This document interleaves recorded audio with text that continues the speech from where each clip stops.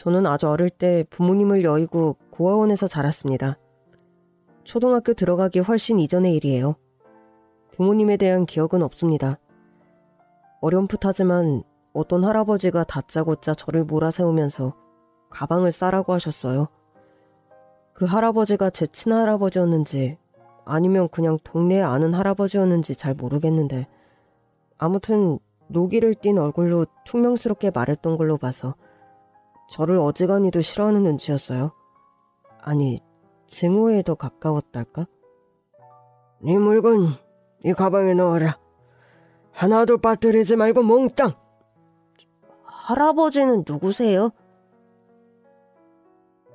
내가 누군지 알 것 없고 재미나 싸. 우리 엄마 아빠는요? 엄마 아빠 없이 못 가요. 네 부모는 이 세상에 없어. 교통사고로 둘 다 죽었다. 즉사라는 말 알아? 아니에요. 그럴 리가 없어요. 거짓말이죠. 우리 엄마 아빠 어디 있어요? 잔말 말고 가방이나 싸. 사람들 기다린다. 무서운 할아버지의 기세에 못 이겨 저는 주섬주섬 짐을 쌌습니다. 옷과 양말, 속옷을 챙겨 넣었나 솔직히 기억이 나지 않아요. 다만 그 와중에 엄마 화장대에 놓여있던 부모님의 사진을 가방에 넣었다는 건 확실합니다. 그 사진이 없었다면 평생 어떻게 살았을지 상상이 되지 않아요. 지금도 한 번씩 그때 집을 나설 때 부모님 사진을 잊지 않고 챙겨 나온 5살 무렵의 저를 칭찬합니다. 겨우 20회를 넘긴 짧디 짧은 제 인생에도 가끔 떠오를 때마다 가슴을 후벼 파는 듯한 순간들이 많았거든요. 그때마다 저에게 힘이 되어주고 의지처가 되어준 것은 부모님의 사진이었습니다. 사진 속 엄마는 영화배우처럼 예뻤고 아빠는 서글서글한 훈남이었어요. 분명 두 분의 사랑을 듬뿍 받고 자랐을 텐데 아쉽게도 기억이 나지 않았습니다. 그럼에도 영화의 한 장면처럼 포근했던 기억이 하나 있는데 그건 제가 엄청 아팠을 때였나 봐요. 엄마가 저를 따스하게 감싸안고 백도를 먹여주셨는데 그 맛이 너무 달달하고 부드러워서 행복했던 느낌이 남아있어요. 애지중지 사랑받는 느낌. 그 장면을 떠올리면 그 달달했던 백도의 향기가 나는 것 같습니다. 그것 말고 어릴 때 기억은 하나같이 우울했어요. 그 할아버지가 저를 데리고 간 곳은 도시 외곽의 작은 보육원이었습니다. 할아버지는 보육원 직원에게 저를 맡기고 횡하니 사라졌습니다. 마치 쓰레기 분리수거하러 나온 사람처럼 저를 보육원에 버리고 가셨죠. 그때 남긴 할아버지의 매정한 한마디. 내 눈앞에 나타나지 마라. 2번 다시 보는 일 없도록 해라. 솔직히 이게 꿈결에 들은 건지 실제로 있었던 일인지 구분이 되지 않습니다. 그분이 왜 저 때문에 극대노를 하셨는지도 모르겠어요. 아무튼 그렇게 저의 우울한 보육원 생활이 시작되었답니다. 보육원에서는 초2까지 약 3년 정도 살았어요. 작은 보육원의 사정이 어려웠던 탓인지 저는 몸이 무척 약했습니다. 그땐 또래보다 체구가 작은 편이라 학교에서도 보육원에서도 항상 시비를 걸어오는 애들이 많았어요. 그중에 엄상준은 악질 중에 악질이었습니다. 어이, 김지훈이, 이리 와봐. 어? 왜? 이 형님이 팔이 아파 도저히 못하겠다. 앞으로 내 숙제는 네가 맡아. 이거 아무나 하는 거 아니야. 영광인 줄 알아. 아, 맞다. 이왕 하는 거 내 여친 숙제까지 부탁해. 야, 나도 해야 할 일이 많아. 청소도 해야 하고 주전자에 물도 챙겨야 해. 어쭈 이 자식이 반항하냐? 어? 야, 눈 깔아. 눈 안 깔아? 조금이라도 대들면 얼굴을 향해 명치를 향해 엄상준의 주먹이 사정없이 날아왔습니다. 저는 엄상준 때문에 하루 걸러 코피를 쏟는 게 일이었어요. 상준이는 부모가 살아있는데 버림을 받아서 보육원에 들어온 아이였습니다. 자신의 친부모를 기억하지 못했어요. 저처럼 부모님을 여의고 어쩔 수 없이 시설로 온 아이들을 굉장히 싫어했어요. 제가 보육원에 들어올 무렵 친부모를 찾게 되어 가족의 품으로 돌아갔는데 나중에 친자검사를 한 결과 유전자가 일치하지 않아 한 달 만에 다시 보육원으로 되돌아온 사연 많은 아이였죠. 그때부터 비뚤어진 엄상준의 폭주에 보육원 선생님들도 모른 척 눈을 감았기 때문에 제가 특히 괴롭힘을 많이 당했습니다. 아무도 저를 도와주는 사람이 없었습니다. 저는 순둥하고 얌전한 성격으로 눈에 띄는 아이가 아니었는데 그곳에서 살아남기 위해서는 변해야만 했죠. 속으로 이렇게 되뇌었습니다. 상준이보다 더 키도 커지고 힘도 키워서 나를 절대 밟지 못하게 할 테다. 절대 밟히지 않을 거야. 그때부터 저는 맛이 있든 없든 어떤 반찬도 남기지 않고 바닥까지 싹싹 긁어먹었어요. 달리기, 철봉, 맨손 체조를 하면서 체력도 길렀고요. 그게 효과가 있었는지 제 볼은 조금씩 오동통 살이 오르고 체구도 조금 커졌어요. 엄상준의 괴롭힘에서 벗어나려고 그렇게 체력을 길렀건만 엄상준을 향해 주먹질을 차마 할 수가 없었어요. 오히려 맷집만 단단해졌습니다. 그렇게 다부진 9살이 됐을 때 저를 입양하려는 양부모님이 나타났습니다. 김지훈? 만나서 반갑다. 우린 너한테 관심이 아주 많아. 6살 때 여기 들어왔다고? 돌아가신 부모님 얼굴은 아직 기억나? 아니요, 안 나요. 지훈아, 우리는 네 부모가 되고 싶어. 네가 원한다면 너의 든든한 울타리가 되어주고 싶단다. 너도 우리랑 같이 살래? 그래, 지훈아. 우린 마트에서 고르듯 자식을 고르는 사람들이 아니야. 너를 보자마자 핏줄이 땡기듯 마음이 땡겼단다. 지금은 눈, 코, 입이 다르게 보여도 같이 밥 먹고 생활하면 닮는다더라. 그러니까 우리 이제 한솥밥 먹으면서 같이 웃으며 살자꾸나. 양부모님은 10년을 노력했지만 아이가 생기지 않아서 결국 입양을 선택한 부부였습니다. 새엄마는 키가 작고 오동통한 얼굴에 아주 당찼으며 말도 똑부러지게 잘하셨어요. 새아빠는 보통 키에 조금 뚱뚱한 그런대로 인상이 좋은 분으로 물에 물 탄 듯 술에 술 탄 듯 미지근해 보이는 분이셨어요. 저는 입양된다는 사실보다 드디어 엄상준의 마수에서 벗어날 수 있다는 것이 더 기뻤습니다. 삼신할머니한테 순둥하고 착한 아이를 보내달라고 기도했는데 내 소원을 들어주셨네. 저 눈에 들어온 아이는 네가 처음이란다. 지훈아, 우리 인연은 우연이 아니야. 전생부터 이어진 운명일 거야. 그치 여보? 두말하면 잔소리지. 무척이나 저를 예뻐하시는 양부모님을 만난 저는 다시 가방을 쌌습니다. 가방 깊숙한 곳에 부모님의 사진을 넣어두었어요. 입양된 집에 도착했지만 친부모님의 사진을 버젓이 걸어둘 용기는 없었어요. 그 어린 나이에도 왠지 눈치가 보였습니다. 양부모님의 집은 주말마다 등산객으로 붐비는 산기슭에 허름한 5층짜리 모텔이었습니다. 지금은 입양 조건과 심사가 까다롭다던데 저 때만 해도 양부모가 나타나면 쉽게 입양이 됐던 것 같아요.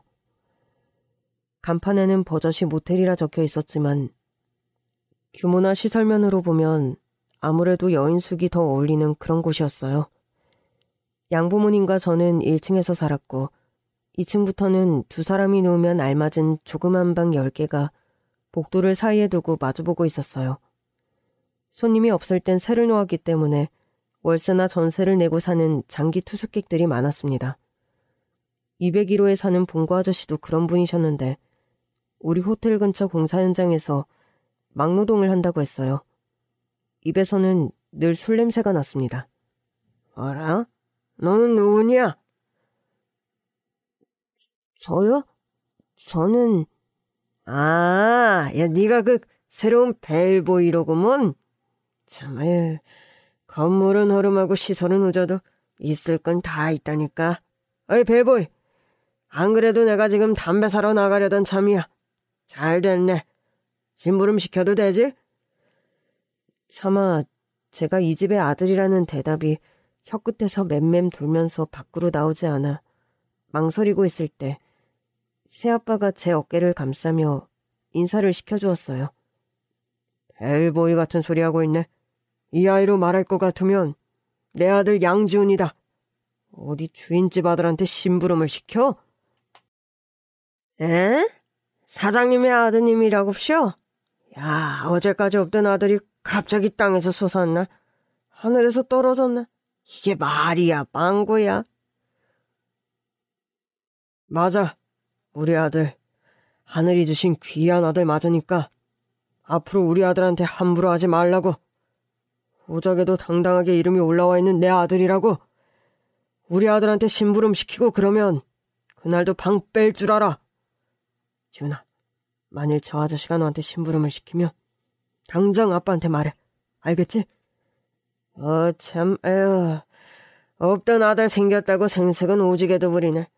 어이, 양지훈이. 돌망돌망하게 생겼네. 그래, 네가 고생이 많다. 자주 보자. 새아버지의 으름장에도 불구하고 봉구 아저씨는 저만 보면 술이나 담배, 간식 심부름을 시켰어요. 저는 학교에 다녀오면 새아버지를 따라서 객실과 복도 청소를 함께하거나 새어머니가 챙겨주시는 빵과 우유를 먹거나 했어요. 이때만 해도 양부모님은 저에게 좋은 옷을 사주시고 맛있는 음식도 만들어주시면서 제 양육에 최선을 다하셨어요. 지훈아, 오늘도 땀도 많이 흘렸는데 이 닭다리는 우리 아들 먹으렴. 감사합니다. 어머니도 드세요. 아니야. 네가 먹는 것만 봐도 이 엄마는 배가 불러. 우리 지훈이 많이 먹고 쑥쑥 자라라. 네, 어머니. 정말 듣기 좋구나. 어머니라는 말. 말이 나온 김에 우리 몸무게도 재볼까? 키도 재보자. 새어머니는 희한하게 제 발육 상태에 관심이 많으셨어요. 저는 그 마음에 부응하기 위해서 부지런히 먹고 토실토실 살이 올랐어요. 그리고 공부도 열심히 했습니다. 자녀의 성적이 좋으면 부모님들이 기뻐하시잖아요. 제가 모범생이란 말을 양부모님께 선물로 드리고 싶었어요. 그래서 수업 시간에는 열심히 선생님 말씀에 귀를 기울였고 집에 와서는 숙제를 마친 뒤에 예습과 복습을 꾸준히 했어요. 제 자랑 같지만 저는 어려서부터 한글도 금방 깨쳤고 셈도 밝았어요. 암기에도 자신이 있었죠. 한마디로 공부를 잘했어요. 학교에서 치는 시험마다 100점 아니면 1개 정도 틀릴 정도로 성적이 좋았습니다. 시험을 쳤다 하면 100점을 맞으니 담임 선생님도 저를 다시 보셨어요. 아니, 우리 반에 비범한 영재가 들어왔네? 우리 지훈이 성적이 좋은데 왜 영재 교육을 안 받아? 그게 뭐예요? 너같이 뛰어난 인재를 발굴하고 육성하는 교육 프로그램이지. 특히 이번에 우리 학교가 과학 영재 교실을 특화해서 집중적으로 추진하고 있어. 너처럼 우수한 아이를 위해 영재학급을 운영하고 있으니까 너희 부모님한테 학교 한번 오시라고 해. 네! 저는 선생님께 인정받았다는 기쁜 마음에 들떠 집으로 한 걸음에 달려갔어요. 양부모님께 인사를 하자마자 시험 점수부터 자랑했는데 웬걸요? 양부모님의 반응이 예상 밖이었어요. 어머니, 아버지, 저 이번 시험 올백 맞았어요. 우리 학교에서 올백은 아무도 없대요. 저만 올백이래요. 어이구, 고생했다. 우리 아들 공부도 잘하는구나. 대단해요. 엄지손가락을 들어보이며 투명하게 축하해주시는 양아버지와 달리 양어머니의 표정은 몹시 당황한 것 같았어요.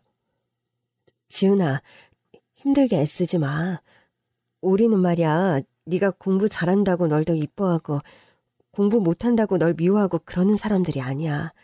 나는 네가 튼튼하게 자라주기만 하면 그걸로 좋게. 다른 건 다 필요 없어. 건강, 그게 최고라고. 그러니까 일부러 밤늦게까지 공부하고 그러지 마렴. 속상하다. 네, 어머니. 참, 선생님이 부모님 한번 학교에 오시래요. 왜? 너 학교에서 말썽 피우냐? 아니요. 무슨 영재교실에 가입하라고 하시던데요? 그래. 시간 나면 한번 들를게. 너무 무리하게 애쓰지 말고 몸 튼튼, 마음 튼튼. 건강하게만 자라다오. 알지? 네, 어머니. 여보, 아유, 그래도 우리 아들이 올백이라는데 그냥 넘어가면 섭하지. 우리 지훈이 좋아하는 피자에 치킨 한 마리 어때? 이 아빠가 쏜다. 저는 때로는 객실 손님들의 심부름도 하거나 학교 공부를 하면서 새로운 가정에 적응해 갔습니다. 그렇게 2년이 지나고 제 인생이 한 방에 바뀌는 일이 발생했어요. 제 인생의 변곡점이 된 사건은 바로 양어머니의 임신이었습니다. 그날도 100점짜리 시험지를 들고 학교에서 돌아왔는데 양어머니가 할머니와 전화통화를 하고 계셨어요. 네, 어머님. 어제 임신 테스트기 2줄 나온 거 보고 기절하는 줄 알았어요. 네, 오늘 아침에 눈 뜨자마자 산부인과로 가서 확인했고요. 벌써 임신 6주래요, 어머니. 네. 선생님 말로는 이런 일이 간혹 있대요. 시험관 시술 포기하고 마음 편하게 지내다가 자연 임신되는 그런 케이스요. 그럼요. 그이도 초음파 사진 보고 좋아 죽죠. 입이 귀에 함지박만큼 걸렸어요. 진짜 어머니 말씀이 다 맞았어요.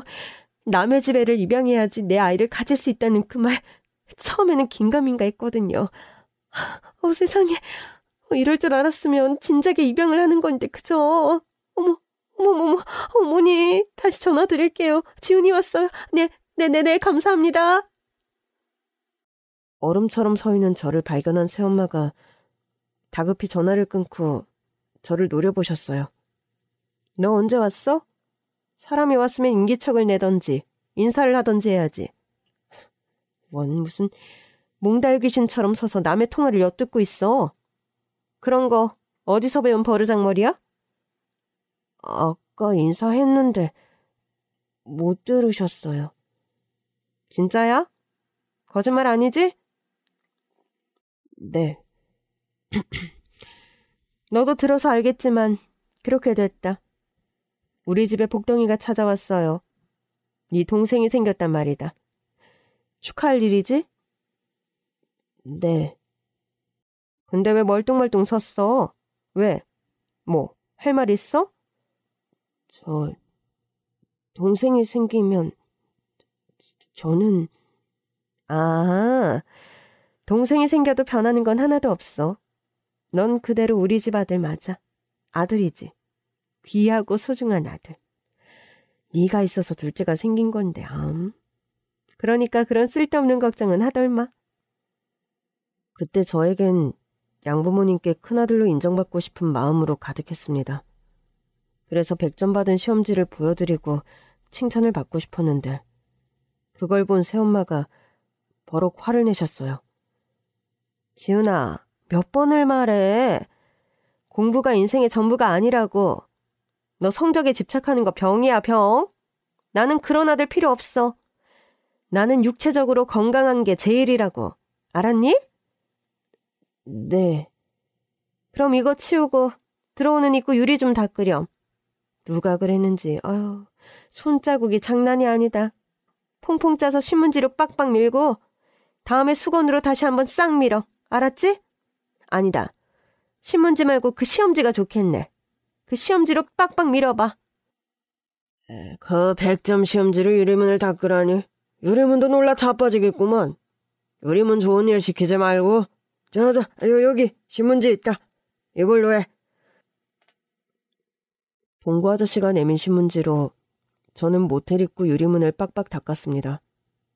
그리고 나서 막대걸레를 들고 복도를 닦고 있으니 봉구 아저씨가 제 어깨를 톡톡 두드리고 나가셨어요.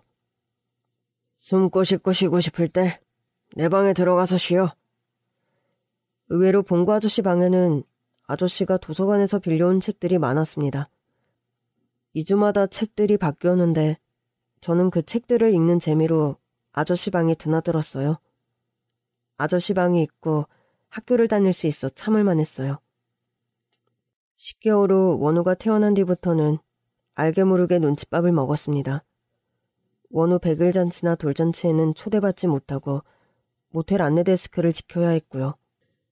원우 친할머니가 환갑이라 기념으로 가족 사진을 촬영하러 갈 때도 저만 모텔에 남아서 집을 봐야 했어요.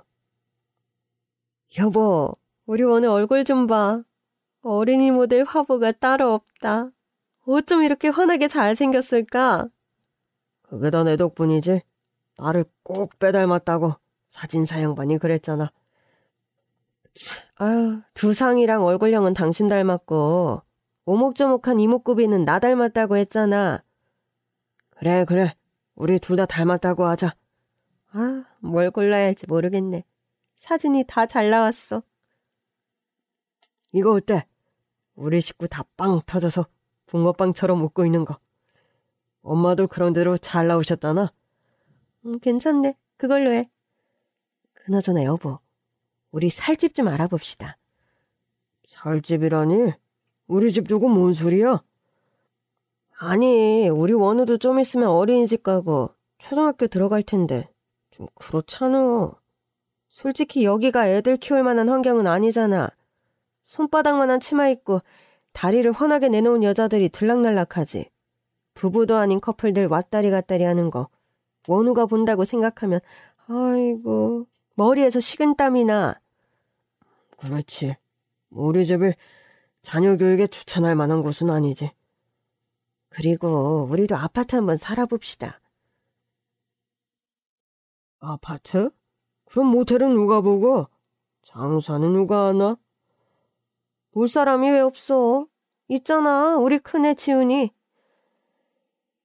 그렇잖아도 제가 중학생이 되었을 때 새엄마는 모텔의 자비를 본격적으로 저에게 시키셨어요. 그때만 해도 저는 과학자가 되고 싶다는 꿈을 가지고 틈틈이 공부를 하고 했는데 새엄마는 그것마저 못마땅해 하셨어요. 1층 맨 끝 제 방에 들어가 밤늦게까지 공부라도 하고 있으면 새엄마가 화들짝 문을 열고 들어와서는 획 하고 전등불을 꺼버리셨어요. 너는 무슨 공부 못해 죽은 귀신이 붙었니? 어고 날 책상 앞에 앉아 있어. 공부는 뭐 아무나 하니? 어머니 조금만요. 내일 모레가 기말 시험이에요. 조금만 더 하다가 잘게요. 전기요금은 누가 내는데? 수도세, 전기세, 가스비 그런 게 뭐 땅 파면 거저 나오는 줄 알아? 잔말 말고 자. 내일 아침 일찍 약수터 가서 약수물 받아오고. 공부만 하면 구박하고 괴롭히는 새엄마 때문에 공부를 할 수 없었고 성적이 잘 나와도 못하는 척했습니다. 하긴 양부모님은 저의 성적표나 학교 생활에 관심 따위 보이지도 않았지만요. 제가 고등학생이 되자 양부모님은 기다렸다는 듯이 모텔 청소는 기본이요. 침대 시트와 수건 같은 빨래까지 저에게 맡겼어요. 너 대학 갈 것도 아닌데 야자를 왜 해? 학교 선생님한테 말해서 조퇴하고 와. 참 하늘이 맺어준 귀한 아들이라더니 진자식 얻었다고 머슴 취급일세. 그 지훈이한테 너무한 거 아니요? 늘 술에 쩔어있던 봉구 아저씨가 보다 못해 제 편을 들어주었습니다. 이렇게 막일시키고 머슴처럼 부려먹을 거면 애저녁에 파형을 하지 왜 데리고 살아요? 얘 인생을 생각해서 놔주라고. 어머, 파양이요? 파양을 왜 해요? 우리 집에 힘쓸 일이 얼마나 많은데. 그리고 내가 지금까지 얘한테 먹이고 입히고 재워준 은덕이 얼만지나 알아요? 자식이 돼서 부모의 은혜에 보답하는 게 뭐 어때서요?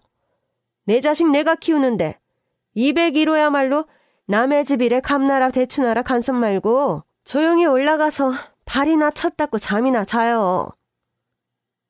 와, 이 아줌마 진짜 안 되겠네. 저는 새엄마에게 달려드는 봉구 아저씨의 허리를 잡고 말렸습니다. 괜한 소동을 일으키지 않도록 봉구 아저씨 등을 밀어 2층으로 올려보냈습니다. 아저씨, 저 괜찮아요. 얼른 방으로 가서 쉬세요. 아이고, 내 이럴 줄 알았지.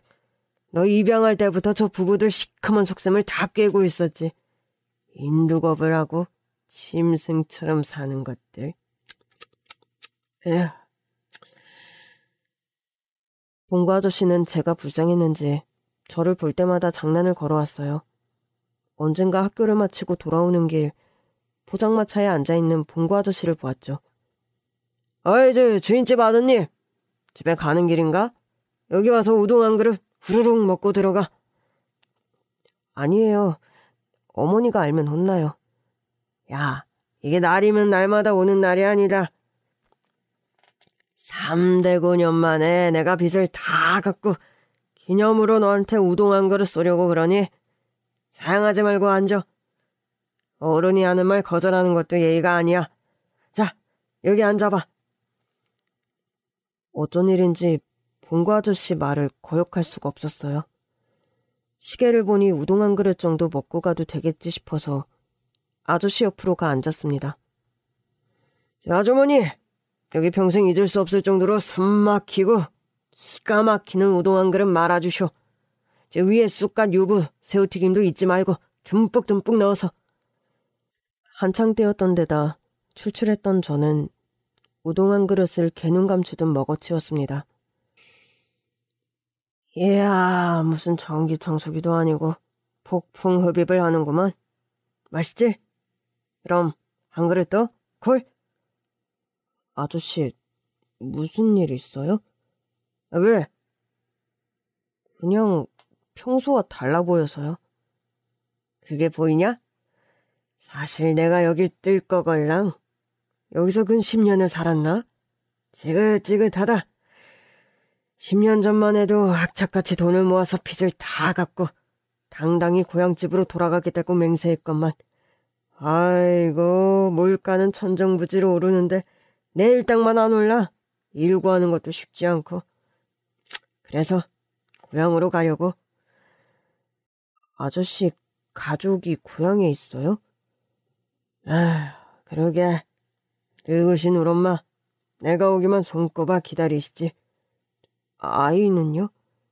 임마, 결혼도 안 한 미혼한테 무슨 결례의 질문이냐? 에? 아저씨 몇 살인데요? 나? 몇 살로 보이는데? 53? 뭐? 너 참말로 사람 볼 줄을 모르네. 나 36이다, 임마. 헐, 대박. 야, 내가 세월의 평지풍파를 정면으로 맞아서 사가 보이는 거지. 헐할 정도는 아니지? 그렇구나. 근데 너 목에 걸고 있는 이건 뭐냐? 이거 학생증 교통카드예요. 이야, 우리 땐 이런 것도 없었는데. 이거 줘봐, 한번 보자. 봉구 아저씨가 제 학생증 교통카드 케이스를 살펴보다가 케이스 뒤에 꽂아두었던 친부모님의 사진을 발견했어요. 응? 이분들은 누구시냐? 저를 낳아주신 친부모님이요. 아, 너 기억은 나? 친부모님 살아계실 때? 아니요, 하나도 안 나요. 그래서 매일 밤 사진을 보면서 잠들어요. 그러면 기억날까 싶어서. 맞다. 엄마 아빠 얼굴도 기억 안 나는데 백도 맛이 기억나요. 신기하죠? 제가 아플 때 엄마가 주셨거든요. 백도. 참 인상 좋으시네. 지훈이가 엄마를 쏙 빼닮았구나? 그래요? 날 닮은 사람이 이 세상에 어디에 있다는 건 어떤 걸까요? 친구들이 정말 부러워요. 원우도 부럽고. 네 부모님들도 지금 널 보면 무척 대견해 하실 거다. 제가요? 왜요? 전 아무것도 할 줄 아는 게 없는데. 네가 왜 없냐? 청소, 빨래 못하는 게 없잖아. 철없이 학교하고만 다니는 애들 사이에서 독보적인 존재지. 저는 한숨이 나왔어요. 이대로 살다가는 모텔 객실 청소와 빨래를 하는 잡부일에서 벗어나지 못할 것 같았어요. 어이 총각, 한숨 대신 함성으로, 걱정 대신 열정으로, 포기 대신 죽기 살기로, 몰라? 아저씨, 죽기 살기로 살면 돼요? 내가 없는 가족 사진이 걸려있고 나만 두고 새 아파트로 이사하고 내 초등학교, 중학교 졸업식에 아무도 오지 않고 공부도 못하게 하는 그런 부모님 밑에서도 가능할까요? 봉구 아저씨는 아무 말도 못하고 제 머리를 쓰다듬어 주었습니다. 자마, 20살이 되면 혼자 살 수 있어. 너라면 어디서든 잘 살 거다. 그거 하나는 내가 보장하지. 그 다음날 봉구 아저씨는 고향으로 내려가셨습니다. 제 방에 백도 캔 한 박스를 넣어주시고 가셨어요. 우리 집 주소 혹시 몰라서 적어놨다. 갈 데 없으면 와. 저는 아저씨가 주신 백도를 먹으며 눈물을 흘렸습니다. 그때부터 제 가슴엔 소망의 나무 하나가 자라나기 시작했습니다. 그건 20살이 되면 이 집을 탈출하겠다는 거였죠. 아무리 생각해도 여기에 있다간 모텔 노예로 살아갈 것 같았어요. 어릴 때부터 봉구 아저씨는 저에게 심부름값이라며 500원씩을 주셨는데 그 돈을 모두 저금해 두었어요. 다른 손님들에게서 받은 팁이나 심부름값 역시 저금을 했고 자립을 하려고 만반의 준비를 다했습니다. 그리고 고등학교를 졸업하는 순간을 디데이로 잡았습니다. 중간에 도망을 가거나 가출을 할 수도 있었지만 입양해주신 양부모님께 마지막까지 아들로서 나름의 도리를 다하고 싶었어요. 그런데 디데이 일주일을 앞둔 날 초등학교 4학년이던 원우가 친구 생일 선물을 사려고 호주머니에 넣어둔 현금이 사라졌다면서 그 범인으로 저를 지목했어요. 이 서랍문 열어. 아니에요, 어머니. 저는 원우가 모텔에 왔는지도 몰랐어요. 아니니까 열어. 열라고. 안 여는 게 수상하잖아. 여보, 거기 망치 좀 가져와. 이거 부숴. 아이고, 지훈아. 그냥 좋은 말 할 때 열어라. 서랍 부수기 전에. 아니에요, 아버지. 진짜로 저는 결백합니다. 네가 결백한지 아닌지는 서랍을 보면 알겠지. 여보 뭐해? 깨! 부셔! 양아버지가 완력으로 책상 서랍을 열었고 그 서랍에는 한 푼 두 푼 티끌을 모아 마련한 저의 독립자금이 든 통장이 있었어요. 이것 봐라. 내 이럴 줄 알았지. 이거 아저씨들이 주신 심부름값 모은 거예요. 이 자식이 소설을 쓰고 앉았네. 여보, 내가 그랬지. 금고에 돈이 한참 빈다고. 우리가 도둑을 키웠네, 도둑을 키웠어. 이래서 머리 검은 짐승 거두는 거 아니란 옛말이 다 맞다니까. 저 자식을 그냥... 아니라고요. 왜 제 말을 안 믿으시는 거예요? 여보, 가둬. 이 녀석 다리 몽둥이를 잘라서 평생 모텔에서 썩게 해야지. 어디서 은혜를 원수로 갚아? 저를 잡으려고 달려드는 양부모님을 밀치고 미친 듯이 달려나왔습니다. 갈 곳이 없었어요. 봉구 아저씨 고향이 남쪽에 있다고 했는데 일단 저는 어디로든 떠날 수 있는 서울역으로 갔어요. 차비가 없어서 곧바로 떠날 수 있는 상황이 아니었지만 딱히 찾아갈 만한 친구 집도 친척 집도 없었어요. 하루쯤 길바닥에서 잔다고 죽지 않아. 여기도 사람 사는 데니까 괜찮다. 괜찮을 거야. 저는 주문을 걸듯 되뇌었습니다. 그날 하룻밤은 노숙하고 다음날 아침 일찍 일자리를 구해야겠다고 생각했어요. 서울역의 역사는 어디론가 바삐 오가는 사람들로 분주해 보였습니다.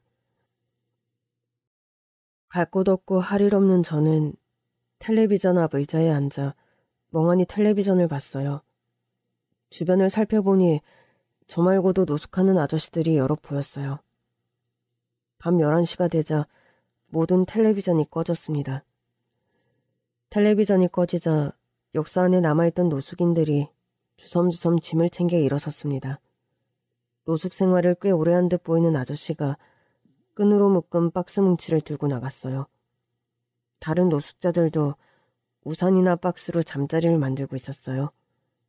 저도 눈치껏 마트에서 종이 박스를 들고 와서 지하철 출구로 향하는 통로로 가서 자리를 잡았습니다. 괜찮아. 나만 자는 게 아니잖아.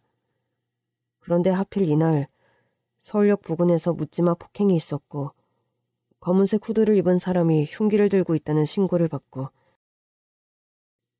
경찰이 서울역으로 총출동을 한 날이었어요. 경찰들은 통로에 누워있는 노숙자들을 하나하나 일으켜 세우고 불심 검문을 했습니다. 그런데 문제는 그날따라 제가 입은 옷이 하필 검은색 후드였어요. 잠시 검문하겠습니다. 신분증 보여주세요. 이름이? 양지훈이요. 본인 맞아요? 네, 맞아요. 목에 걸린 그건 뭐예요? 이건 교통카드예요. 봅시다. 제 목에 걸려있던 교통카드 케이스를 살피다가 부모님 사진을 꺼내들었습니다. 이거 어디서 났어요? 어디서 훔쳤어요? 제 거예요. 훔친 거 아니고 부모님 사진이에요. 부모님이라고? 확실해요? 네, 그런데요. 부모님은 돌아가시고 안 계세요. 경찰은 다급하게 어디론가 전화를 걸었어요. 저는 아무 죄도 없는데 왜 전화를 걸고 확인을 하는지 몰라서 내심 두려웠습니다. 양지훈 씨, 원래 성이 양 씨예요? 아니요, 원래 이름은 김지훈이에요. 입양될 때 양부의 성을 따라서 개명했어요. 맞네. 일단 저 차에 타세요. 양지훈 씨 갈 데가 있어요. 아니, 김지훈 씨. 경찰차에 몸을 실으며 온갖 망상을 다했습니다. 노숙 한 번 했다고 나를 잡아가는 건가? 대체 왜? 저는 결백한데요. 오늘 처음으로 서울역에 온 거거든요. 원래 노숙을 하던 사람도 아니고요. 알리바이를 말씀드려야 할까요? 일단 서로 가서 이야기합시다. 이 일을 어찌 감당해야 할지 몰라 불안에 떨며 경찰서에 도착했고 저를 데려온 경찰과 함께 있는데 한 중년 여성이 불이 나게 안으로 달려들어왔습니다. 어디 있어, 지훈이? 중년 여성의 얼굴은 사진 속의 엄마와 닮아 있었어요. 엄마가 죽지 않고 살아계셨던 걸까? 혼란스러울 정도로요. 결정적으로 어딘가 귀티가 났어요. 누구? 지훈아, 이모야, 이모. 내가 네 이모다. 이모라고요? 이모? 저한테 이모가 있어요? 아이고, 가여운 거. 내가 네 엄마 언니야. 내가 3분 일찍 나온 쌍둥이 언니. 아유, 지훈아. 어린 것이 고생이 얼마나 많았길래 서울역에서 노숙을 해. 아이고, 가여운 거. 근데 저 경찰 아저씨는 저희 엄마를 어떻게 알아보셨어요? 제가 내 아들이야. 아들이 엄마 사진을 몰라볼 리 없지. 너한테는 이종사촌 형이네. 어릴 때부터 내 쌍둥이 동생 이야기를 듣고 자라서 아마 기억을 했겠지. 안 그러냐? 맞아. 불신검문에서 엄마 사진이 나올 줄은 상상도 못했거든. 근데 자세히 보니까 엄마가 아니잖아. 어릴 때 앨범에서 본 쌍둥이 이모와 이모부 사진이란 걸 바로 캐치했지. 경찰 짬바 1년인데 그걸 모르겠어? 반갑다, 재훈아. 정식으로 인사할게. 네 이종 사촌형 고정욱이야. 알고 보니 경찰이 전화를 건 사람은 엄마와 쌍둥이 자매였던 제 이모였습니다. 엄마의 사진을 알아본 경찰은 이모의 아들이었어요. 이모는 이모의 집으로 저를 데리고 갔습니다. 기사가 딸린 이모의 차를 탔을 때부터 대충 짐작은 하고 있었지만 이모의 집은 으리으리한 대저택이었어요. 지은아, 맘 편히 있어. 이건 우리 정욱이 잠옷인데 이걸로 갈아입고 방은 2층 손님방을 일단 쓰자. 이모는 다음날 아침부터 저를 데리고 백화점에 가서 옷을 여러 벌 사고 구두와 운동화도 새로 사주셨어요. 그리고 미용실에 들러서 머리도 최신 유행하는 스타일로 바꿔달라고 하셨죠. 저는 하루아침에 거지에서 왕자가 된 기분이 들었습니다.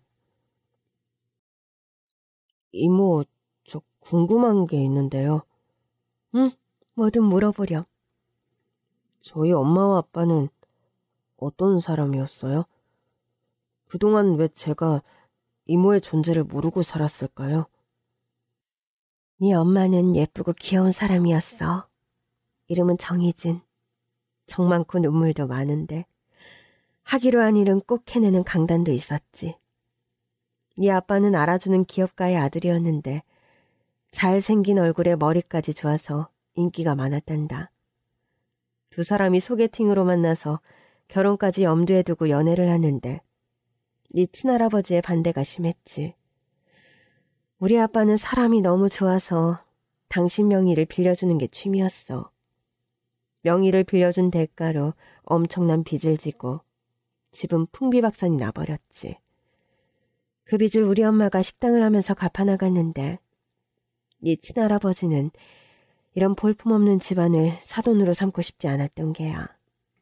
당장 헤어져서 정략 결혼을 하라고 윽박질렀지만 결국 네 엄마와 아빠는 부모들 몰래 도망가서 살림을 차렸단다. 심지어 쌍둥이 언니인 나한테도 알려주지 않았어.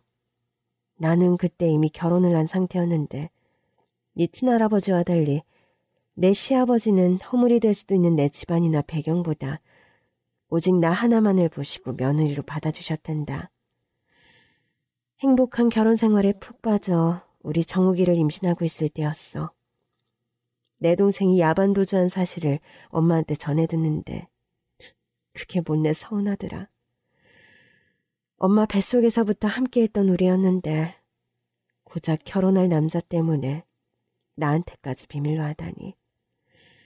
너무 서운하고 섭섭해서 애써 모른 척했던 것 같아. 그렇게 헤어진 지 7년쯤 됐을까? 네 친할아버지한테서 전화가 온 거야. 그게 네 엄마 아빠의 시신을 확인하러 오라는 전화였어. 교통사고였다고 하더라. 그런데 이모는 제가 있다는 걸 어떻게 아셨어요? 교통사고가 일어나기 한 일주일 전인가 네 엄마한테서 온 편지 한 통을 받았단다.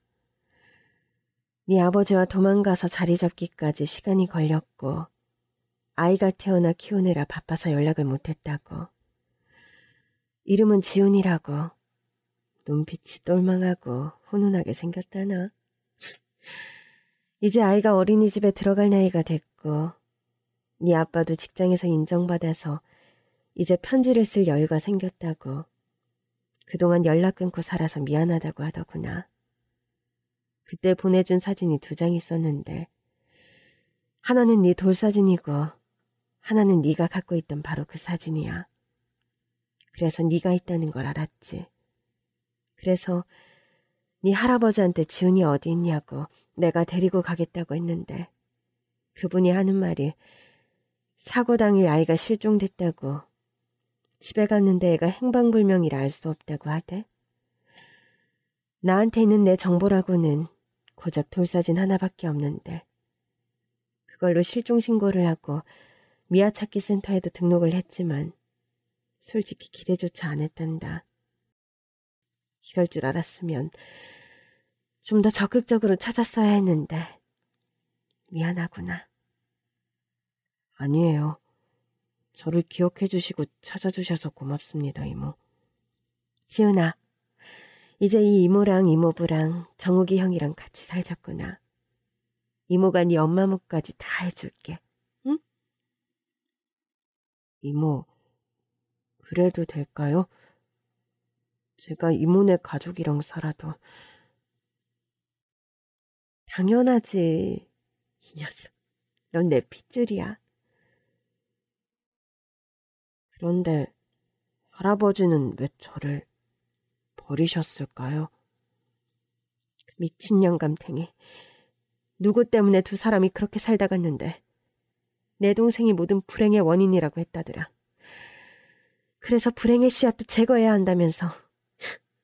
영감탱이 노망이 들어도 단단히 들었던 게지. 그 할아버지는 아직 살아 계세요? 아니, 2년 전에 뇌출혈로 쓰러져서 요단강을 건넜다고 들었다. 왜? 그 못된 할아버지라도 보고 싶으니? 아니요. 저를 보육원에 보낼 때 할아버지 얼굴이 기억나요. 지금도 악몽을 꾸면 할아버지 얼굴이 나오거든요. 그딴 기억은 저 강물에 흘려보내고 앞으로 좋은 촉만 만들자꾸나. 제일 먼저 뭘 하고 싶니? 가까운 곳으로 해외여행이라도 갈까? 아니면 쇼핑이라도 갈까? 네가 평소 하고 싶었던 게 있을 거 아니냐. 뭐든 숨기지 말고 다 말하렴. 이 이모가 그동안 못해줬던 것들 다 해주고 싶다. 모든 말만 해, 응? 이모, 사실 저는 공부를 계속 하고 싶어요. 뭐? 이모는 제 말을 듣고 갑자기 눈물을 쏟으셨습니다. 펑펑 쏟아지는 눈물을 애써 닦으시면서 목매인 목소리로 가여운 것, 평생 소원이 공부라니. 네가 그동안 어떻게 살았는지 알겠다. 네가 어떤 고생을 했는지 알겠어.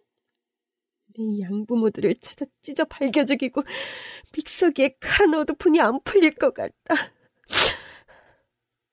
이모, 울지 마요. 죄송해요. 가여운 내 조카, 네 하고 싶은 공부 원 없이 하게 해줄게. 유학을 가고 싶다면 유학도 보내줄 거야. 맞다. 당장 학원부터 알아보자. 이모의 도움으로 저는 1년 만에 제가 원하던 대학에 입학할 수 있었습니다. 순수 과학을 공부하겠다던 어릴 때 꿈을 이룰 수 있다는 희망에 신이 났습니다. 그때였어요. 정욱이 형이 불쑥 이런 말을 하시더군요. 그 어려운 대학도 단박에 붙고 말이야. 대단한데? 돌아가신 부모님이 아시면 엄청 기뻐하시겠다. 심지어 널 버린 친할아버지도 저승에서 땅을 치면서 후회하실걸. 이런 똑똑한 아이한테 재산을 물려줘야 했는데 하고. 지금 그 회사 차남이 물려받아서 비실비실하다는 소문이던데. 엄마, 지훈이 친할아버지가 기업의 회장이었으면 그 집 재산에 지훈이 지분도 있는 거 아니야? 그렇지. 우리 지훈이 목도 있지.